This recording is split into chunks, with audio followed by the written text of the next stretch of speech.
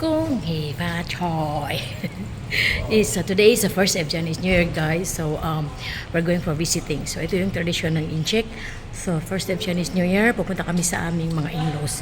So this time pupunta kami sa eldest brother ng aking afam to visit and exchange ng oranges at mga red packet.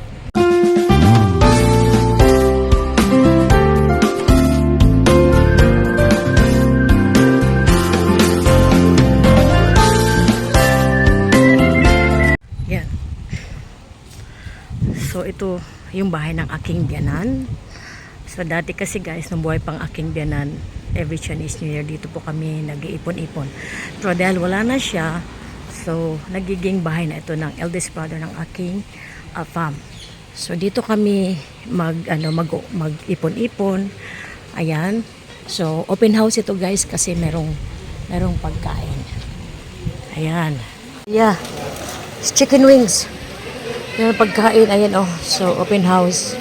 Yan, dami pagkain oh. All. Yan, di ba? Take fish cake. Ayun. Eat. Can I eat rice? Yeah, I'm gonna eat rice. Just take. Init. Kainan. Kain kayo. Ayan. Nice swimming pool. Masarap din ano, lukso. Kain kayo doon. Okay, so dumating ang mga bisita. Ayun. So ayan guys, ang bahay na to ay meron din siyang fish pond bang tawag dyan. Matagal na tong isda na guys. Yung koi fish. Matagal na yan, nung buhay pa yung aking biyanan guys. So yun nalagaan lang nila. Hindi ito biro mag-maintain yan guys.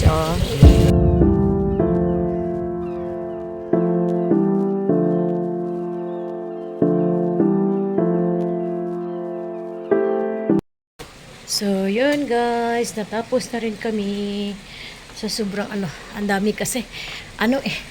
Big family kasi itong afam ko guys. So, ayan. Natapos na kaming magbigayan ng oranges at saka red ang pao. So, uwian na tayo. Uwian na. Hindi, pupunta pa kami. Meron pa kami bisitahin. Ayun.